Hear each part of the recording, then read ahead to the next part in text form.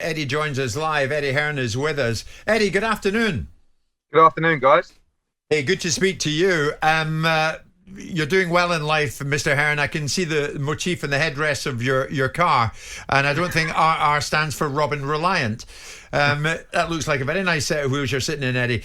Eddie, tell me this. We heard from Dimitri Salita, and he's sounding off that Otto Wallin has been left without a fight, and they want to know more about Dillian Whyte's injury. Can you put some more meat in the bones about that?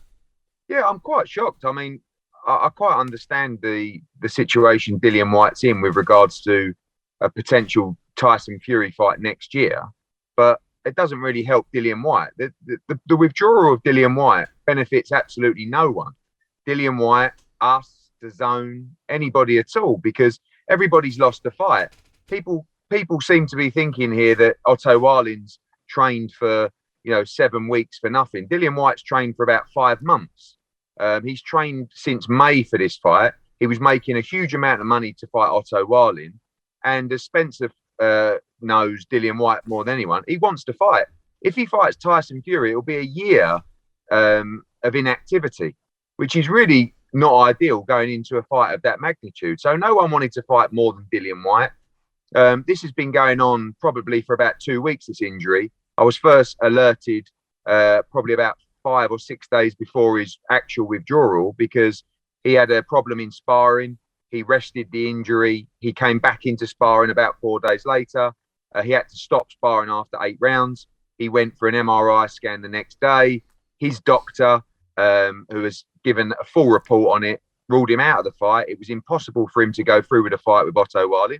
As I said to Dimitri Salita the other day, it's boxing. Sorry, mate. Yeah, It's not great for you. It's not great for us. It's not great for Dillian Whyte. And, Dimitri said, well, you're going to reschedule it. I said, under the terms of the contract, quite frankly, that's up to us. If we rescheduled a bout, we rescheduled a bout. If Tyson Fury gets ordered, which it will do, we suspect, by the WBC, with all due respect, Dimitri Salita, Dillian Whyte will be fighting Tyson Fury next at the start of the year. In the meantime, we'll look to put Wallin in with another one of our heavyweights. So right. Not the first time this has happened. But do you nonetheless have a degree of sympathy for Salita and Wallin in this instance? I have a sympathy for everybody. I have a sympathy for Dillian Whyte, who has trained since May. And obviously, as Spencer knows as well, fighters don't get paid if they don't fight. Yeah. He was, like I said, making a huge purse to fight Otto Wallin at the O2. He now loses out on that, and probably has to wait till next February or March before he fights. But isn't again. a cynical view, Eddie, and let me advance the cynical view, that Wallin's a dangerous fight. And if he were to lose that fight, then any fight he has there and afterwards, he puts himself way back at the queue again. He loses the opportunity that's now manifested itself. Out of a series of circumstances that have evolved, he now gets the opportunity to fight Fury that might not have manifested itself, because if Joshua had done his job against Usyk, we'd now be talking about Joshua versus Fury.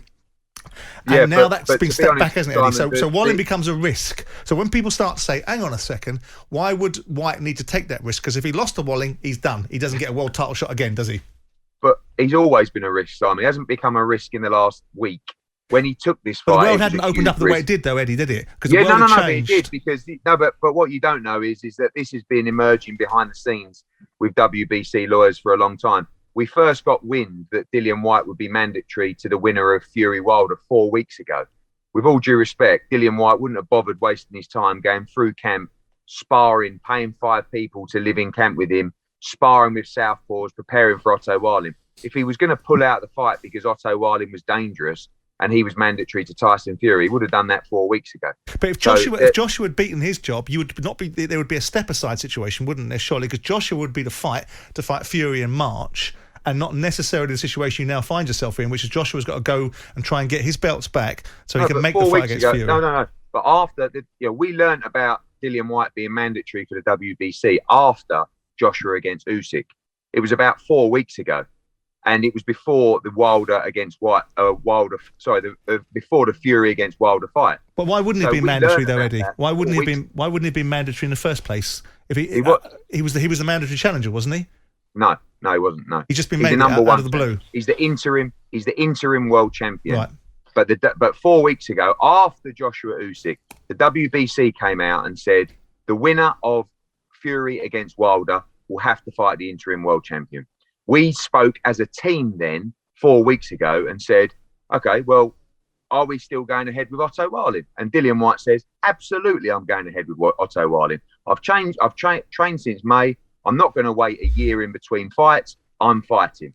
But if you signed a contract, I'm sorry, Eddie, if you signed a contract with Wallin, why would you be saying, are we still going ahead with Wallin?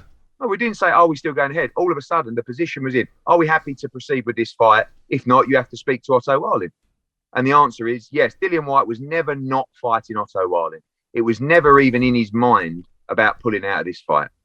As I said, he's trained for the fight. He wants to fight. He doesn't want to go a year in between fights. But obviously, when that news broke to us 4 weeks ago, there was a lot of people saying, Dimitri Salita included, oh, well, we're okay with the fight. I said, yeah, Dillian's fine with this fight. He wants to proceed. He's boxing at the O2. And yes, I can see the cynical people to say 3.5 weeks on from that, all of a sudden he has a shoulder injury. But honestly, if we pull out the fight, we do it weeks before. We don't, if he wants to pull a pretend injury, he can do that anytime he wants, not after going through weeks and weeks of sparring, costs, everything. Eddie, I know you're pushed for time. Bring us up to date with Anthony Joshua and his search for a trainer. Has he got one yet? No, I think the trip to America was a little bit of soul searching, Jim. A little bit of a period where he wants to learn. He wants to understand why he lost, how he can improve. And I think he enjoyed his time out there. Everyone knows, it's been well documented about who he was talking to, Eddie Reynoso and Ronnie Shields and Roberto Garcia and people like that. Great trainers. Obviously, look, he's very close with Rob McCracken. He's more than a trainer to him as well. But Joshua is just hell-bent on revenge against Alexander Usyk. And, I think it's a position where he has to go and improve. He has to change. He has to, I think, maybe change his environment, certainly change his tactics and potentially freshen that up with a new trainer as well. He's in a great place mentally about the fight. He's very disappointed, still a little bit angry with his performance. But like I said, everything now just geared up to getting in training camp and trying to avenge the defeat to Usyk. Okay, and tell us about the fight program this weekend in terms of the show that you're putting on, Eddie. Chantel Cameron's going to be fighting WBC Super Lightweight Champion. We're going to be speaking to her. But no Dillian Whyte against Wallin, but nonetheless, it's still more than a decent show, isn't it? Yeah, we've got, women's boxing's flying. You just had Savannah Marshall headline a show on Sky. We've got Chantel Cameron in a unification fight this weekend. I think next weekend, ESPN in America are headlining with female boxing. We've got Alan Babich, the Savage, against former world title challenger Eric Molina. We've got the Romford Bull, who you need to get on the show. This young heavyweight sold 1,500 tickets himself from half of Essex coming to the O2 this weekend. Craig Richards in a really good fight. Castaneda against Kamari. But the one to look to is definitely Chantel Cameron. She's a beast. Yeah. Big fight for her against the American world champion, the Ring Magazine title on the line as well at the O2 this Saturday. First fight back at the O2 since the pandemic. And listen, is Whyte going to be there, even though he's not fighting? He's there. I'm actually, definitely, because he's got two guys on the card fighting. Okay. He manages Alan Babich and he manages Yusuf Kamari. And I'm actually sitting outside the hotel now, about to go in for a Dillian Whyte press conference where we can answer more of these questions, answer more of the cynics. And I think Spencer, to be honest, Spencer's well placed. He knows Dillian Whyte better than anyone. I don't think, I think anyone who advises Dillian Whyte to pull out with a suspected injury is not a nice conversation to have. And that's not a conversation. Well, Eddie, what I can say is we are going to be hearing more from Salita, but he's not ranting and raving. He says he wants to sort things out with your good self. He's got the utmost respect for you. Yeah, I had a good chat with Salita the other day. I said, listen, mate, Salita's crying because he's lost 25% or whatever he was going to take at a purse. Yeah. So I'm sorry about that. And we've all lost a lot of money and we've all lost a lot of time. But unfortunately, in boxing, you can't fight if you're medically not fit to fight. Sure. And he wasn't medically fit to fight. Unfortunately, we'll move on. I'll look after my friend Salita, try and get him another fight for Otto Wallin. But in the meantime, we focus our attention on Dillian Whyte against Tyson Fury.